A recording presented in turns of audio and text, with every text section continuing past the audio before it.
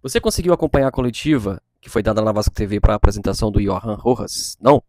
A gente vai fazer aqui um resumo com vários cortes aqui do canal do Pedrosa sobre o que foi essa apresentação. E para mim, ó, vou te falar, o ponto alto foram todas as perguntas relacionadas ao comportamento do Vasco em relação ao mercado de transferência e a questão da manutenção do elenco. Acho que esses são pontos importantes para a temporada 2026, até porque Johan Rojas e Saldívia, para mim, na minha opinião, chegam para compor o elenco. O Saldívia na parte defensiva e o Johan Rojas ali na parte ofensiva. Até acredito que o Rojas seja reserva nesse primeiro momento da temporada 2026. Concorda comigo? Mas vamos aqui para o que disse o Admar Lopes. Para mim, Admar Lopes foi o grande ponto dessa coletiva e ele passou as informações relacionadas ao Verratti. Verratti que faz parte dos planos da comissão técnica e da diretoria para 2026. O jogador tem contrato, pelo Vasco o jogador cumpre o contrato e é um jogador importante para o elenco, líder, e que não chegou nada de concreto, nenhuma proposta pelo atacante, e que o Admar espera que ele não viaje e já treine novamente amanhã. No dia de hoje não tivemos nenhum clube oficialmente a procurar-nos em relação ao Pablo Verratti.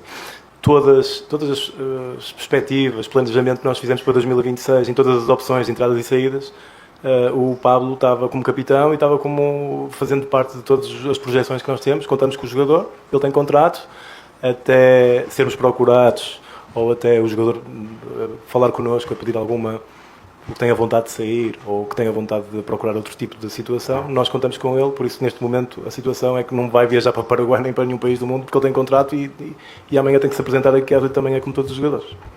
Já sobre a questão da permanência do Ryan, a verdade é que não chegou nada que agradasse ao Vasco, e aí o jogador permanece e a intenção do Admar é que o jogador possa cumprir contrato. Acho muito difícil, tá? Contrato do jogador que vai até 2028, mas é muito provável que os clubes europeus cheguem com força aí para tirar o Ryan do Vasco na segunda janela, que é a janela do meio do ano, tá? Vamos ver o que disse aqui o Admar Lopes sobre o Ryan. Em relação ao Ryan, é simples, nós renovamos o contrato do jogador há menos de um mês. É um jogador muito importante para a dinâmica da equipa e muito importante na equipa tecnicamente e até mesmo para o que é o clube e a torcida hoje em dia. Ninguém chegou às pretensões que nós fizemos. Quando chegarem e se o atleta mostrar vontade em abraçar um projeto que seja algo muito bom para o Vasco, algo muito bom para o jogador, nós vamos discutir. Como isso ainda não aconteceu, contamos com o Ryan, não até à janela do meio do ano, mas até dezembro de 2028, que é quando ele tem contrato.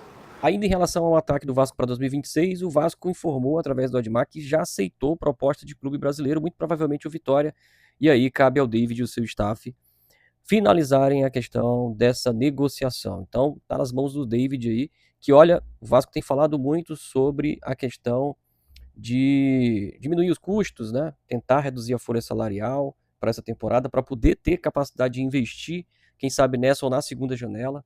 E aí, um dos pontos é esse aqui, ó, um dos salários altos que o Vasco tem aí no banco de reservas é do David. Há quem diga que esse salário é praticamente quase o mesmo do Verratti, na casa de 900 mil reais. O David, nós tivemos vários contactos de vários clubes do Brasil, aceitamos a proposta de um dos clubes.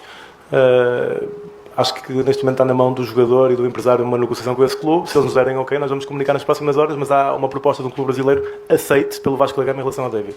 E sobre a situação envolvendo Douglas Luiz, apesar de não gostar de falar em negociações, o Admar se dobrou ao fato de que o Douglas Luiz já afirmou querer jogar no Vasco, querer voltar para o Vasco para jogar com o Coutinho, e essa é uma negociação nada fácil. O Admar falou que o jogador foi recentemente contratado pelo clube atual, há 6 meses atrás foi contratado por uma bolada, né? E aí é muito difícil essa transação, mas desde que o jogador queira voltar como quer, né? Quer jogar no Vasco, e essa seja uma realidade financeira aceitável para o Vasco, ele falou que é assim possível, né? Então, não descartou, mas a negociação é complexa. Eu já tinha falado anteriormente que eu não gosto nada de falar de jogadores que têm contrato com outros clubes. Pronto, posso falar em relação ao atleta em causa porque é um jogador com uma história e um passado e uma formado aqui no clube que demonstra vontade e nós também temos vontade de ter jogadores que tenham um passado, que tenham uma conexão ao clube, tenham uma conexão à torcida. As portas estarão sempre abertas desde que corresponda à realidade financeira do clube. Não houve qualquer tipo de contacto. Acho difícil porque o clube que atentou dos direitos desse jogador em causa acabou de o contratar há 6 meses atrás por uma verba muito alta. As portas estarão abertas quando seja o bom momento e quando financeiramente seja possível, que eu não acredito que seja neste momento.